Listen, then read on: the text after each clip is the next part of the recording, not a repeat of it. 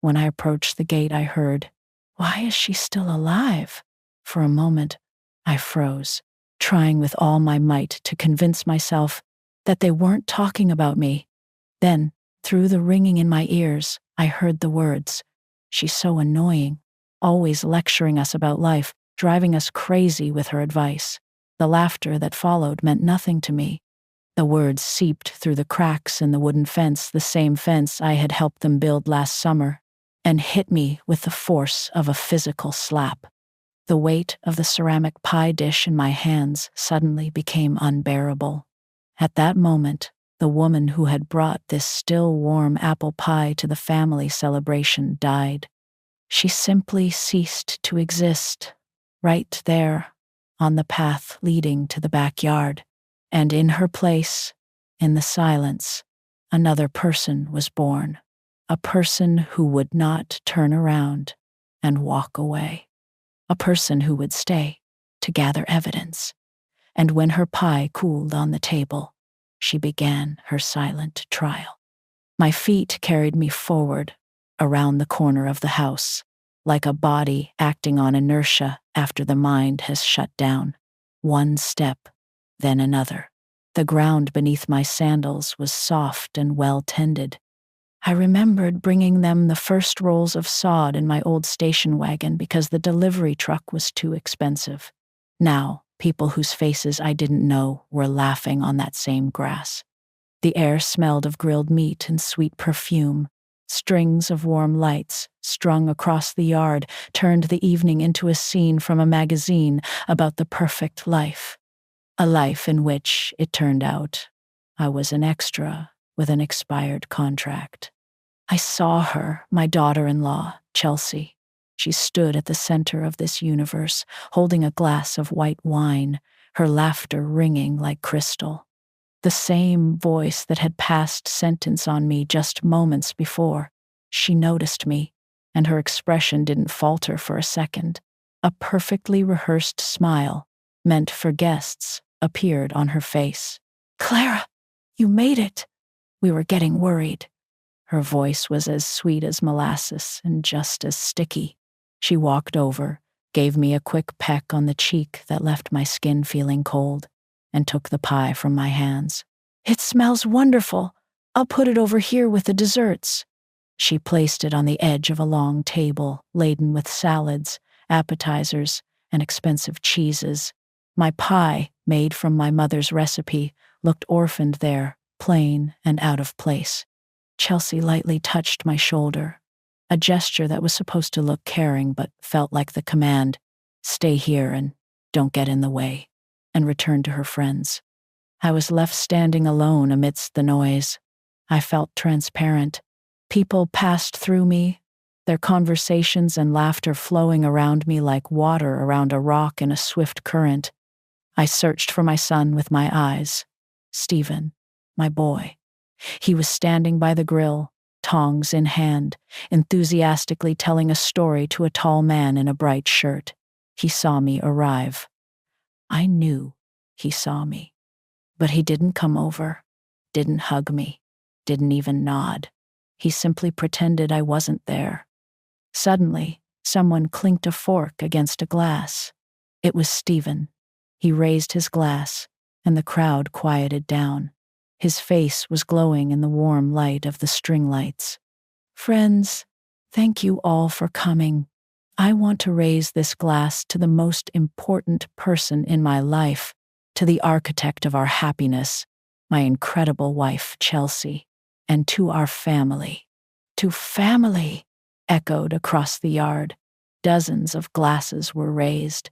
I watched my son, waiting for his eyes to meet mine.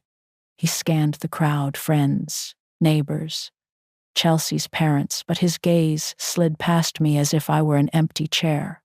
In that moment, I physically felt something inside me, something warm and alive that I had carried for 78 years, finally freeze and turn to ice. Every word he spoke was another nail in the coffin of the woman I had been just 10 minutes earlier. My grandchildren, Jacob and Emily, ran past me, squealing with delight. They were chasing a large inflatable ball. I reached out a hand to stroke Emily's fair hair, but she rushed by without even noticing me. I was a ghost in the house I once called my second home. A ghost to the children whose diapers I had changed and to whom I had sung lullabies. The evening dragged on like hot tar. People ate, drank, and laughed. Chelsea, playing the part of the perfect hostess, approached me with an empty plate. "Clara, you haven't eaten a thing. Can I get you some salad?" It wasn't a question. It was a ritual. She didn't wait for an answer, just placed the plate on the table beside me and dissolved back into the crowd. It was a gesture calculated for others to see. She was taking care of the old woman. Minimum social protocol observed. Box checked. I looked at my pie. No one had touched it. Its golden crust, which an hour ago had promised warmth and comfort, now looked like a frozen mask. It was as foreign and unwanted at this celebration of life as I was. And then, as the party began to wind down and the guests started to leave, something compelled me to act. An old habit, the instinct of a woman who had spent her whole life taking care of everyone. I started clearing the dirty plates from the table, sticky with sauce, with half-eaten pieces of meat and crumpled paper napkins. I stacked them one on top of the other, feeling the weight not just of the dishes, but of the entire evening.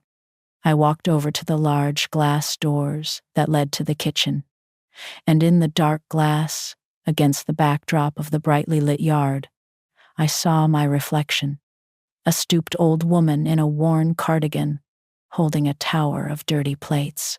Not a guest, not a mother, not a grandmother, the unpaid help, a ghost permitted one last function before disappearing completely. And in that exact moment, the pain vanished. It simply evaporated. In its place was only an icy, absolute clarity. I understood everything. It wasn't an accident. Not Chelsea in a bad mood. Not Stephen being thoughtless. It was a system, an ecosystem of humiliation, methodically constructed to erase me from their world. And I, in trying to be a good mother, a good mother-in-law, had helped them, accepting every new, smaller role they assigned to me. I looked at the wooden deck where the last guests were still laughing.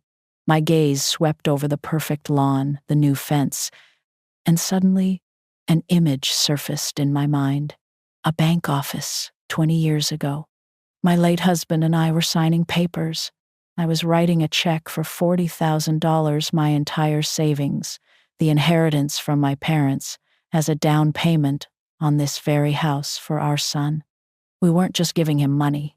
We were giving him a foundation, the foundation for his future family. And here I was, standing on that foundation they had built on my bones, and I realized they were simply pushing me off it. I carefully set the stack of plates on a table.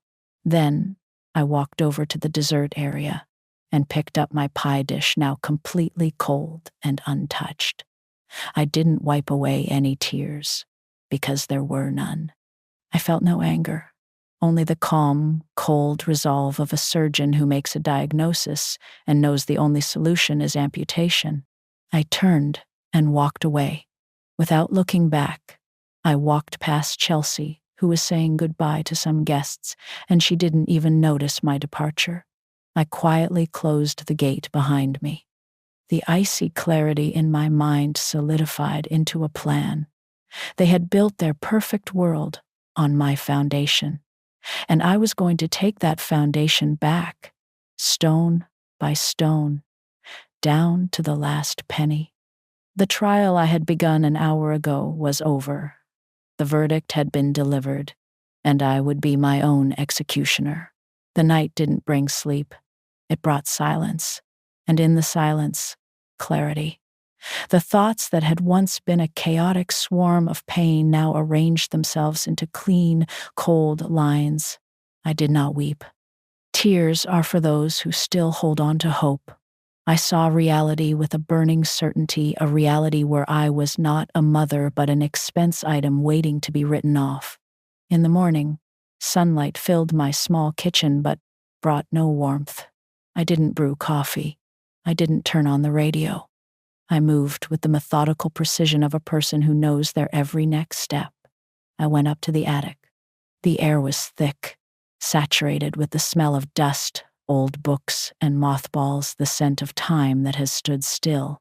In the far corner, under a stack of old quilts, sat my late husband's wooden chest, the chest where he kept the most important papers. My fingers found the familiar latch with ease.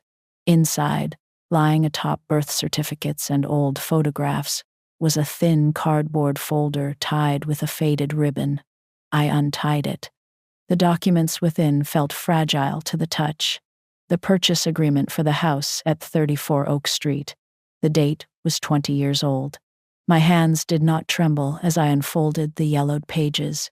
I knew exactly what I was looking for. Addendum B. I remembered that day as if it were yesterday. We were sitting in the office of a then young Mr. Wallace. My husband, Arthur, was holding my hand in his. His palm was warm and a little rough. "Clara," he had said then, looking into my eyes, not at the lawyer. "This is your money, your inheritance. We're giving it to Stephen as a start, but I want you to be protected. Always." He was the one who had insisted on this clause. A clause for the return of investment in the event of alienation or misuse of trust. Mr. Wallace had called it nest egg insurance. Arthur had called it a guarantee of respect. The irony was bitter enough to taste. I placed the folder in my handbag. It wasn't just paper. It was an anchor cast into the past, one I was about to raise, even if it meant their ship would go down with it. Mr. Wallace's office hadn't changed in all these years. The same heavy oak panels on the walls, the same scent of leather armchairs and expensive furniture polish. The same silence, broken only by the soft ticking of a grandfather clock. It was a world where rules were clear and words had weight. The complete opposite of my son's backyard, where words were cheap and promises were empty. Mr. Wallace, now gray but just as sharp and composed, met me himself. "Clara, what a pleasant surprise. What can I do for you? More trouble with the neighbors over their maple tree?" he asked with a warm, familiar smile. "No, Arnold, this is far more serious." My voice was even, without a single note of pity or drama. We sat in his office. He offered coffee. I declined. I hadn't come as a friend seeking sympathy. I had come as a client demanding action. I silently took out the folder and placed it on the polished mahogany desk. It looked fragile and ancient on the gleaming surface. "I want to activate the investment return clause," I said, looking him directly in the eye. "I'm taking back my foundation." The smile slowly faded from his face. He asked no questions about the reason. There was no "what happened" or "are you sure?" He was a professional. He saw in my eyes not emotion, but a decision, hard and irreversible. He put on his reading glasses, took the agreement, and began to study Addendum B with care. The silence in the office deepened. The ticking of the clock now measured the final seconds of my old life. "Yes," he finally said, looking up. His eyes were serious, but they held a deep respect. "I remember this clause." Arthur insisted on it. He was a wise man. "The wording here is impeccable. Misuse of trust is broad enough to cover emotional negligence bordering on abuse. We can do this, Clara, but do you understand the consequences?" "I understand only one thing, Arnold," I replied, my voice unwavering. "Yesterday, I learned that my son and his wife believe the foundation I gave them would be stronger without my presence on it. I am simply granting their wish." He gave a slow, deliberate nod. He didn't see a wronged old woman. He saw a client. He pressed a button on his intercom. "Mary, please bring me the file for Stephen and Chelsea Miller, property purchase from 2004, and prepare the standard document package for a financial gift revocation and a will update." The wave of demolition had begun. The first document he placed before me was a formal notice of intent. Dry, legalistic text informing my son and daughter-in-law that, pursuant to Addendum B of their home's purchase agreement, I was demanding the immediate return of my $40,000 investment, adjusted for 20 years of inflation. Mr. Wallace had already done a quick calculation. The amount was staggering. It was the price of their backyard, their string lights, their perfect life. I took the fountain pen he offered me. It was heavy, cool in my hand. The nib made a faint scratching sound on the paper. Each letter of my signature was carved from cold fury. It wasn't just a signature. It was the first brick I was pulling from their house. "Good," Mr. Wallace said, taking the paper. "This will be sent by courier today. They'll have it tomorrow morning. They will have 30 days to respond." Next came the power of attorney. I was granting Mr. Wallace full authority to represent my interests in all financial and legal matters related to this case. Another signature. I was handing this war over to a professional. I was the judge who had passed sentence. He would be my executioner. And finally, the last document, a form to amend my will. My old will was simple. Everything. I had my small house, my modest savings, was to be divided equally between Stephen and my grandchildren. Mr. Wallace waited in silence. "Everything," I said quietly. "I'm sorry, Clara. Everything I own. I want to bequeath it all to the local animal shelter and to no one else. Please make a special note that my son, Stephen Miller, and his family are deliberately and of my full memory excluded from this will for failing to honor my trust." Mr. Wallace didn't flinch. He simply made his notes. Each tap of his pen on his legal pad was another sound in the symphony of my liberation. I signed that paper too. It was the final act. I wasn't just taking back money. I was taking back my future, my legacy, my memory. From now on, my name would be associated not with the family that erased me, but with helping those who could not defend themselves. When I walked out of his office, the sun was high in the sky. The air was just as warm, but I felt it differently. I felt substantial. I was no longer a ghost. I was a woman who had just signed 3 documents that carried the force of an earthquake. The mechanism was engaged. The time bomb had been sent.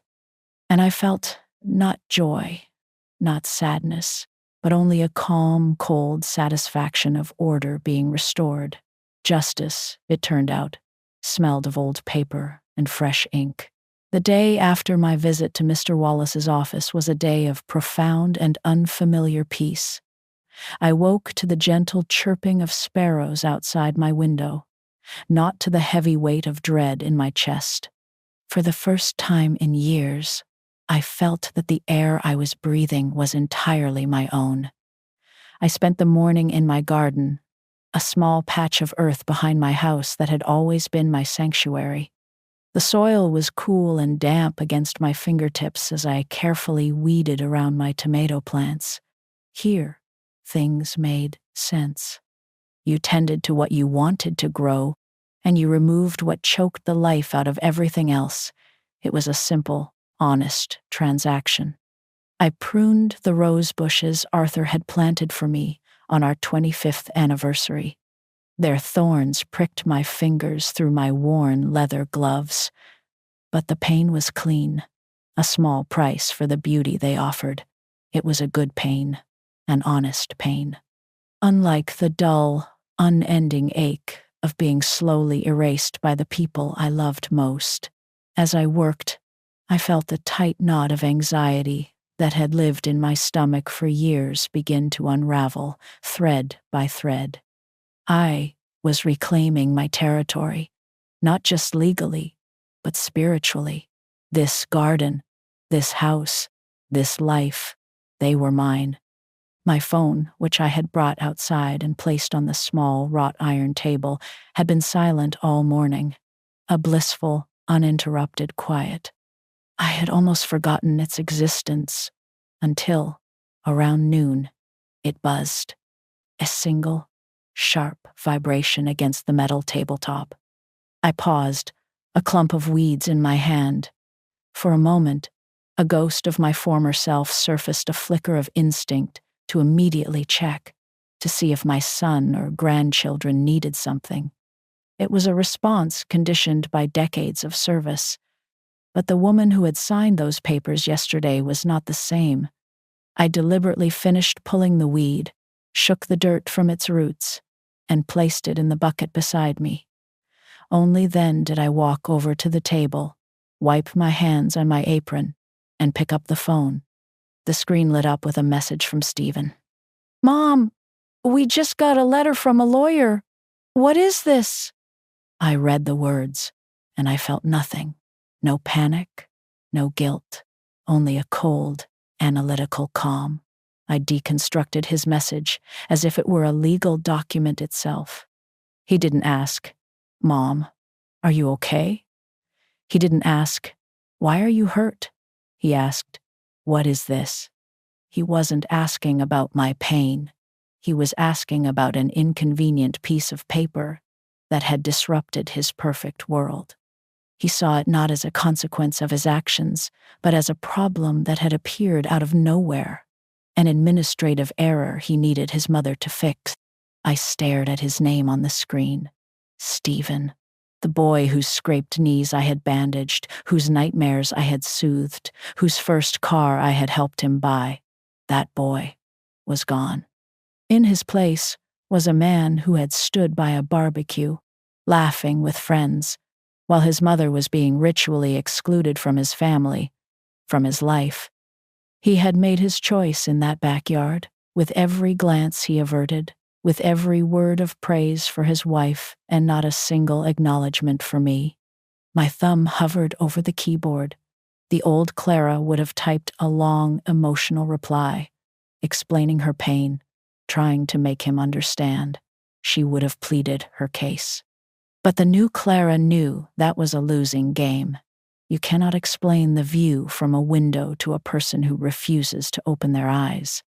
Before I could decide on a course of action, the phone buzzed again and again, a rapid, frantic succession of vibrations.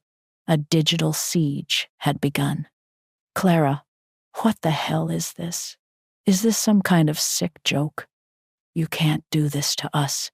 You have no right, after everything we've done for you, letting you be a part of our lives."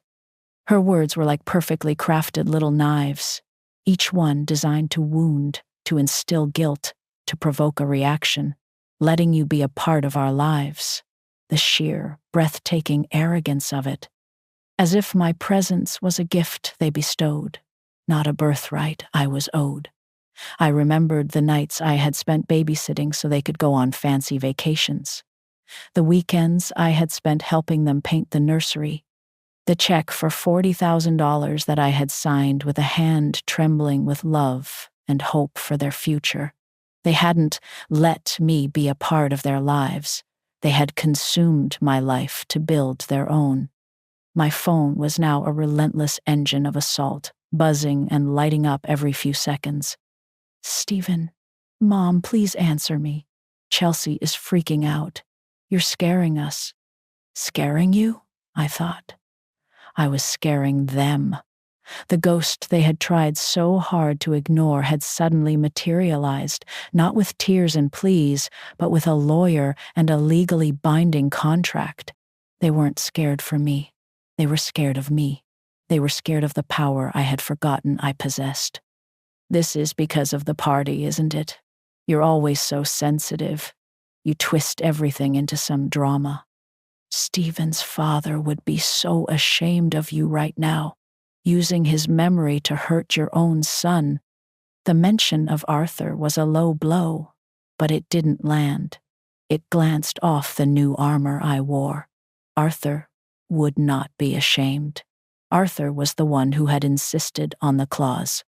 He had foreseen a day when respect might fail, and he had given me this tool, this weapon of last resort. He had known, perhaps better than I, that love without respect is just a cage. The phone continued its frantic dance on the table.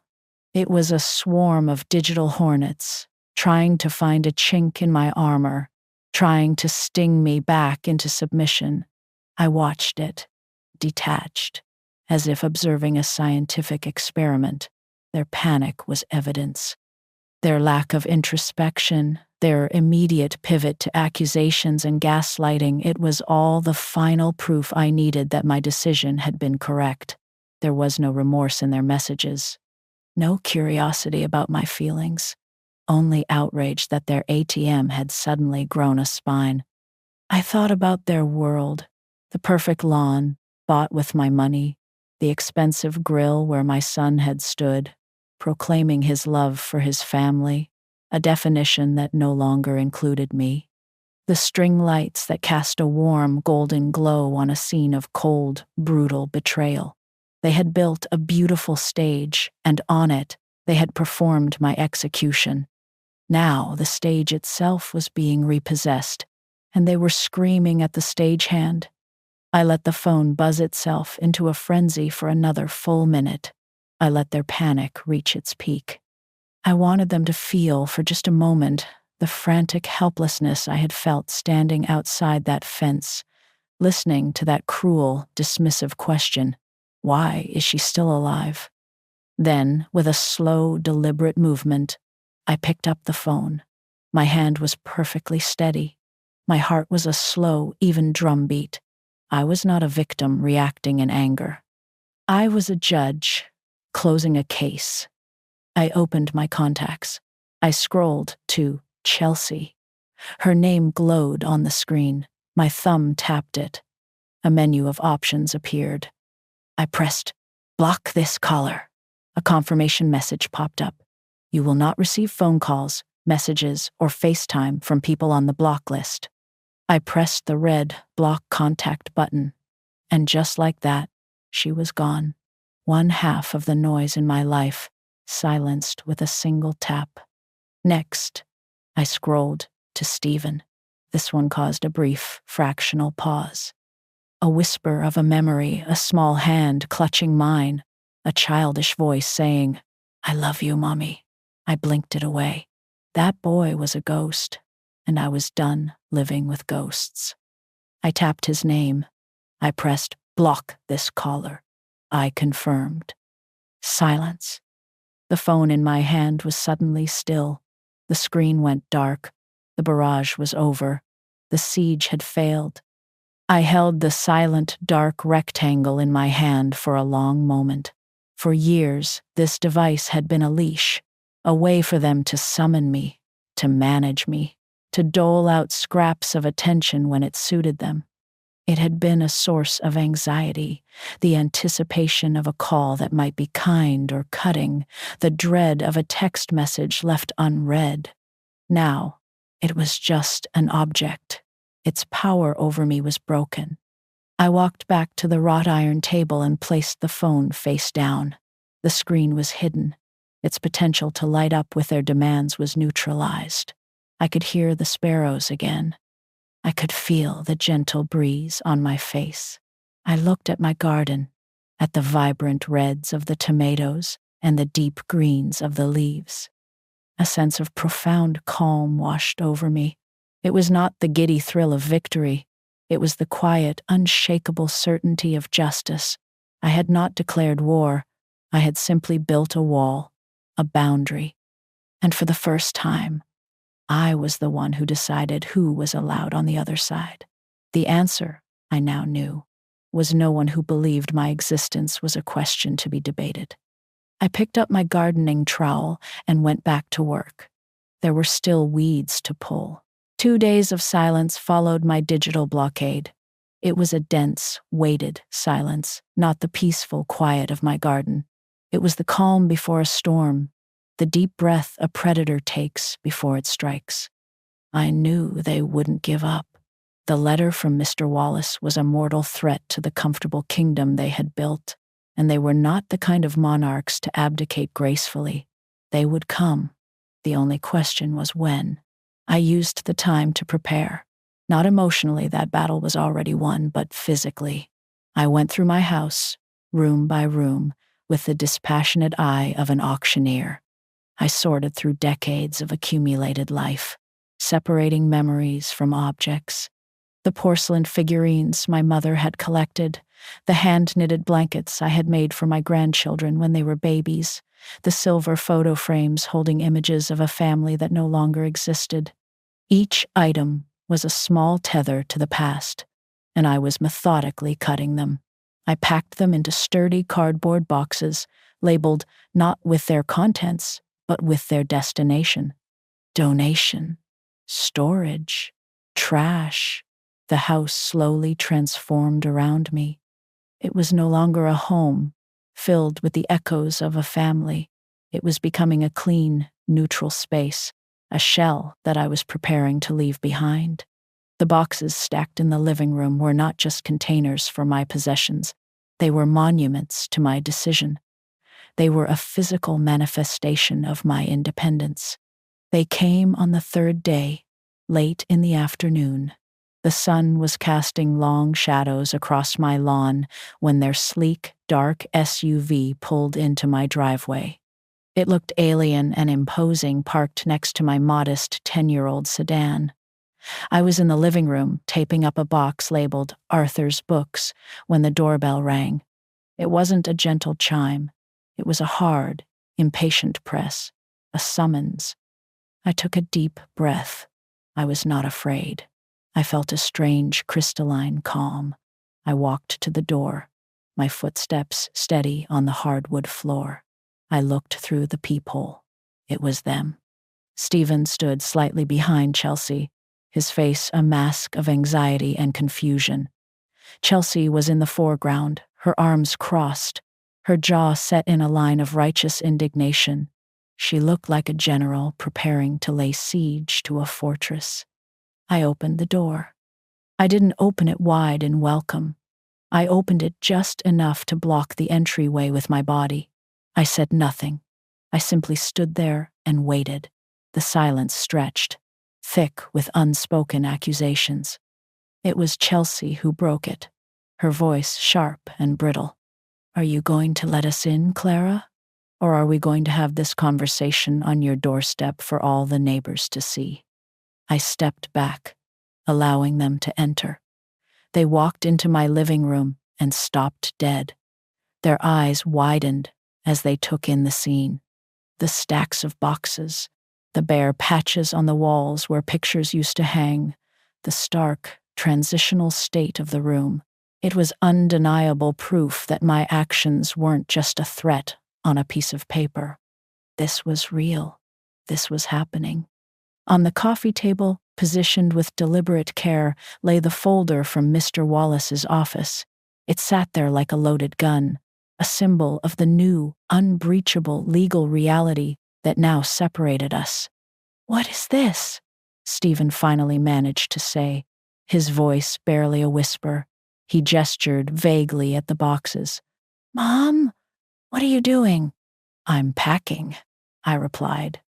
My voice was even, calm, devoid of the emotion they had expected. "Packing for what? A trip?" he asked, a desperate hopefulness in his tone.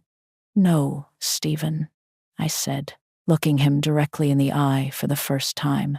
"I'm moving on." Chelsea let out a short, incredulous laugh. "Moving on? What are you talking about? You can't be serious. You're doing all of this, the lawyers? This dramatic mess because you were feeling a little left out at a party? My God, Clara, I knew you were sensitive, but this is insane." I turned my gaze to her. It was steady, unwavering. "No, Chelsea, I'm not being sensitive. I have simply stopped being convenient." The line, delivered without heat or anger, landed with surgical precision. It cut through all her layers of self-justification and hit a nerve. Her face flushed. For a moment, she was speechless. Stephen stepped forward, his hands outstretched in a pleading gesture. "Mom, this is crazy. You're tearing our family apart over one stupid party. One misunderstanding." And there it was, the accusation I had been waiting for. The final attempt to place the blame for the explosion on the person who had finally lit a match after years of being doused in gasoline. I let his words hang in the air for a moment before I delivered my own verdict. "Stephen," I said, and my voice was soft but carried the weight of absolute finality. "I am not tearing the family apart. I am simply removing my furniture from a house where I no longer live." He stared at me, his mouth slightly agape. He didn't understand. He couldn't. His entire life had been built on the assumption that my love, my support, my presence were immovable fixtures in his world. He could not comprehend that a fixture could decide to get up and walk away. "What about the kids?" Chelsea suddenly interjected, her voice shifting from anger to saccharine manipulation. "What about Jacob and Emily? Are you really going to punish them just to get back at us? They love their grandma." This was their trump card, the guilt bomb they had saved for last, but I was ready for it. "Did they?"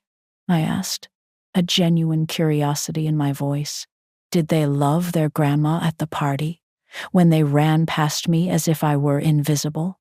Did you love your mother-in-law when you stood in your perfect backyard and wondered aloud why she was still alive?" The question hit the room with the force of a physical blow. The color drained from Chelsea's face. Stephen flinched as if I had struck him.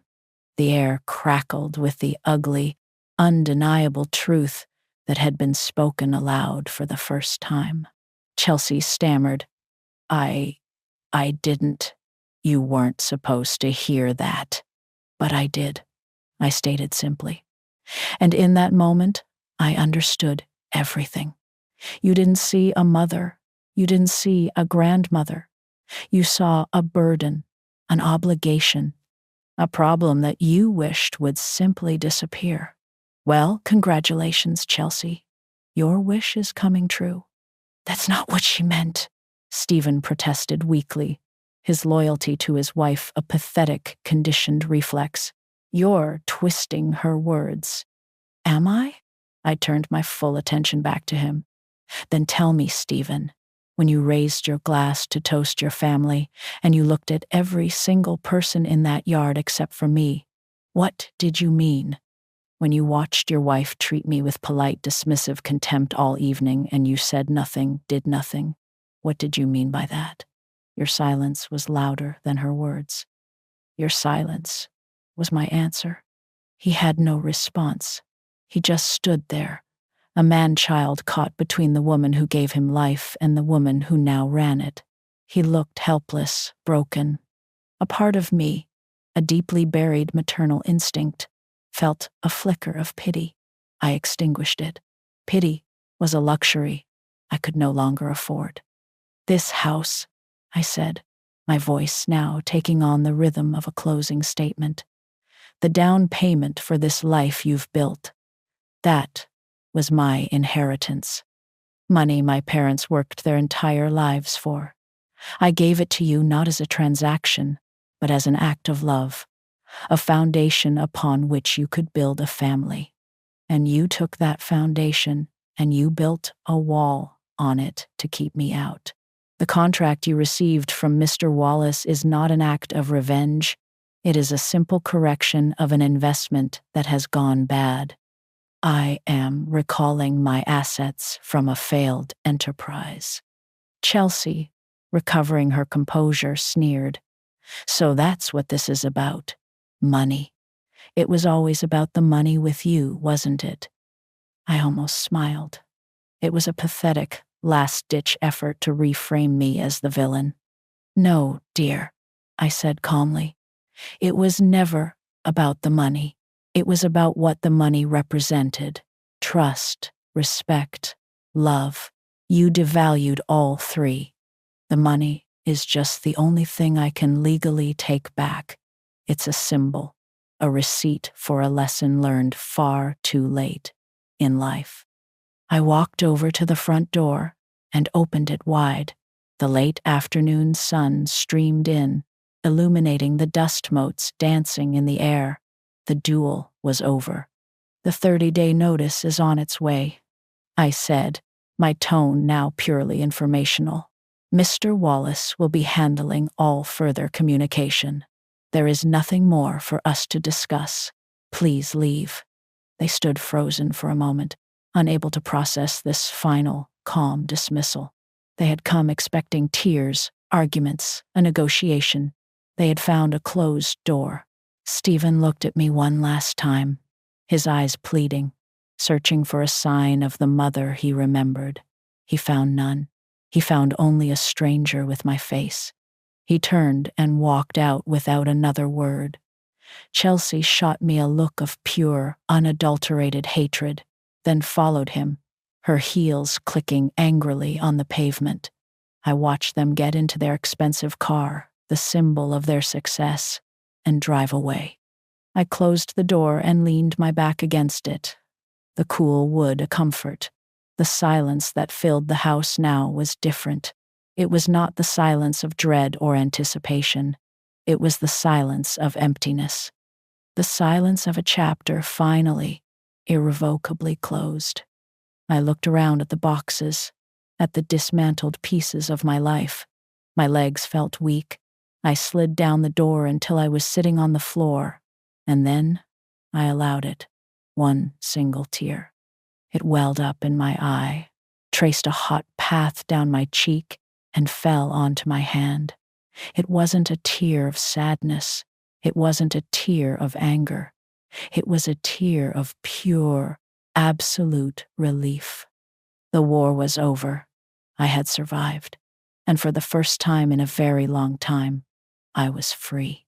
The 30 days stipulated in Mr. Wallace's letter passed in a blur of methodical motion.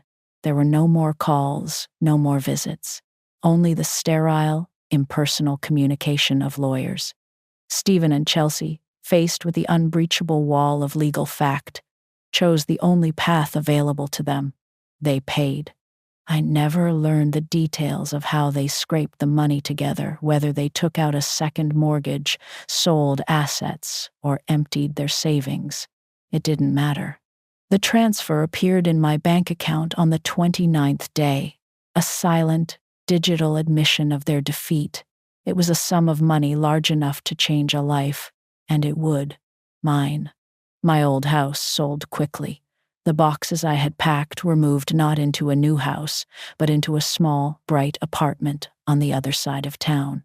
It was a place chosen not for its proximity to family or for its space to entertain, but for the quality of its light. The apartment was on the 3rd floor, with a large bay window in the living room that faced east, promising to greet every morning with a wash of sunlight. It was less than half the size of my old home, but it felt infinitely larger, filled not with the ghosts of the past, but with the potential of a future. The movers, 2 strong and surprisingly gentle young men, placed the last of my boxes in the center of the living room. "That's everything, ma'am," the taller one said, wiping a sheen of sweat from his brow. I thanked them, paid them, and added a generous tip. When I closed the door behind them, the click of the lock was the sound of a new world beginning. I stood alone in the quiet, surrounded by the cardboard monoliths of my former life. The air smelled of fresh paint and new carpets. The silence was absolute, a clean slate. The old Clara would have been overwhelmed, immediately launching into a frantic frenzy of unpacking, trying to impose order on the chaos, but I was not her.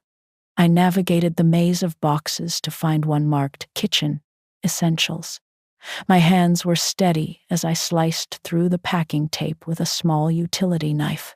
Inside, nestled in bubble wrap, were the first things I had packed, and the first I would now unpack. My old kettle, dented and scorched from years of use, a small canister of Earl Grey tea, and my favorite cup. It wasn't fine china. It was a simple ceramic mug, a deep cobalt blue, with a small chip on the rim that my thumb knew by heart. Arthur had given it to me 30 years ago, a silly gift he'd picked up at a seaside craft fair.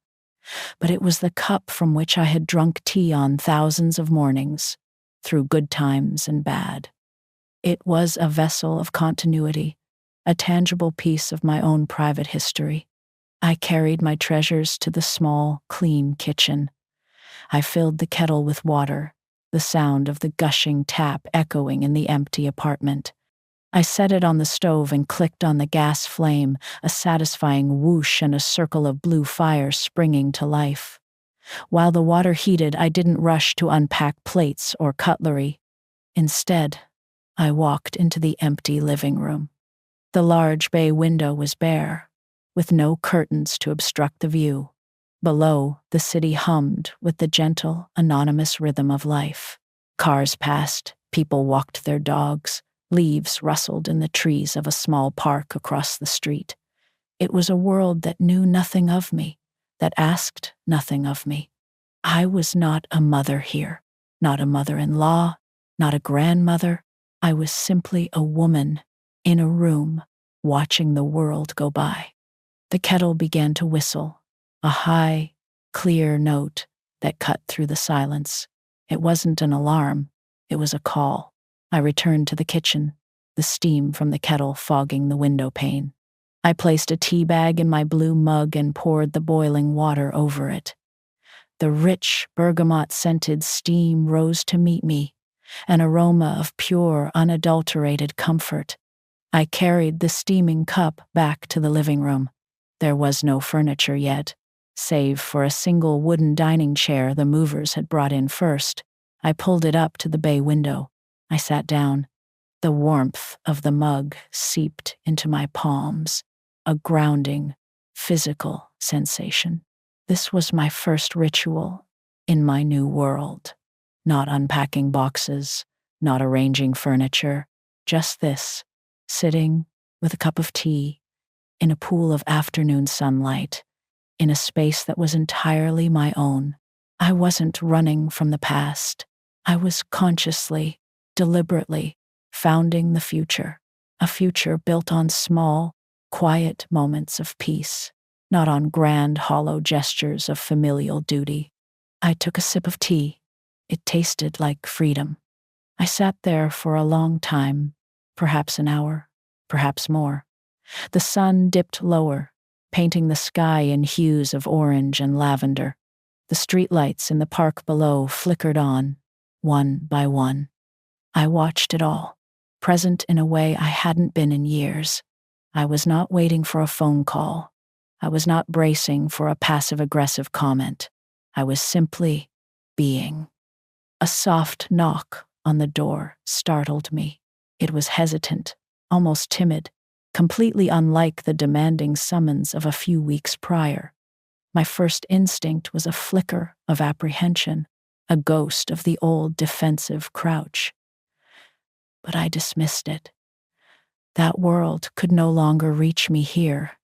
I walked to the door and opened it. Standing in the hallway was my granddaughter, Emily.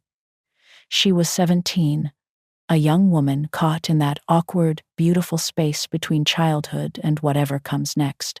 She was alone. In her hands, she held a small, rolled-up piece of paper tied with a piece of yarn. She looked nervous, her eyes darting from my face to the boxes visible behind me. "Hi, Grandma," she said, her voice soft. "Mom and Dad don't know I'm here. I took the bus." "Hello, Emily," I said, my own voice gentle. I stepped aside. "Would you like to come in?" She nodded and slipped inside, looking around the empty apartment with a kind of wonder. "It's bright in here," she said. "Yes," I agreed. "It island." An awkward silence fell between us. She was a child caught in the shrapnel of an adult war she didn't fully understand, but had clearly felt. "I wanted to give you this," she said, holding out the rolled-up paper. "It's not very good. I'm not a kid anymore, but I didn't know what else to do." I took it from her. My fingers fumbled with the yarn. I unrolled the paper. It was a simple drawing, done in colored pencils. It depicted two figures, one with gray hair, one with long blonde hair, sitting on chairs next to a large window. They were holding mugs, and steam curled up from them in little pencil swirls. Outside the window, a simple sun was shining in the corner of the page. I stared at the drawing, and a feeling I couldn't quite name washed over me. It was more than gratitude, deeper than affection. It was recognition. This child, in her own quiet, intuitive way, had understood. She hadn't seen a villain or a victim. She had seen a grandmother who just wanted a quiet cup of tea by a sunny window. She had seen me. "Thank you, Emily," I said, my voice thick with an emotion I hadn't felt in decades. "It's the most beautiful thing I've ever seen." "I was sorry about the party," she mumbled, looking at her shoes. "It felt wrong, the way everyone was ignoring you. I wanted to say something, but I was scared." "You don't have to be scared anymore," I told her, placing a hand on her shoulder. "And you have nothing to be sorry for. This is not your burden to carry." I looked from her face to the drawing in my hand. "This is the first piece of art for my new home." She gave me a small, shy smile. A real smile. It was a bridge between the old world and the new. A sign that not everything had been scorched to the ground. Something true and good had survived. After she left, I walked back to the bay window. The sky was now a deep, velvety indigo, dotted with the first stars. I found a piece of tape in the essentials box and carefully affixed Emily's drawing to the wall next to the window.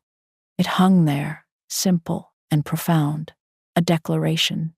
My new life had been founded not with a legal document or a bank transfer, but with a quiet cup of tea, and it had been christened with an act of love.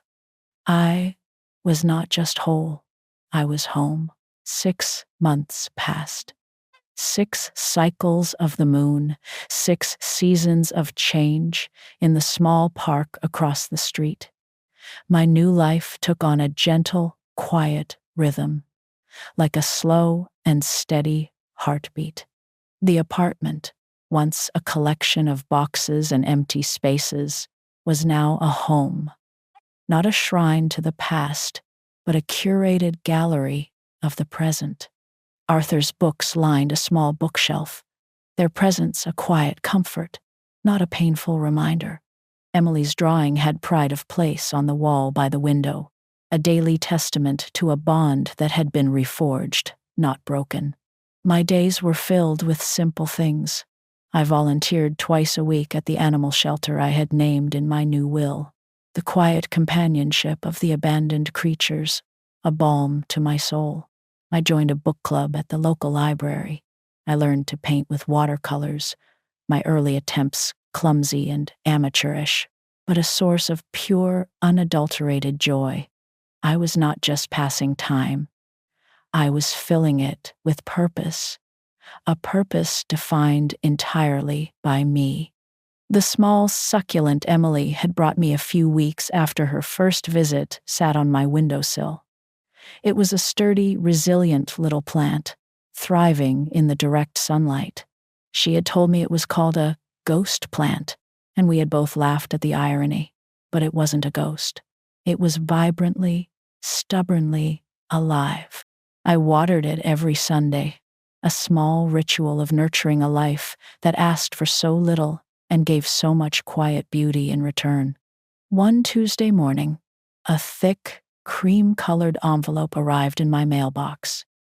It stood out amongst the usual collection of bills and circulars.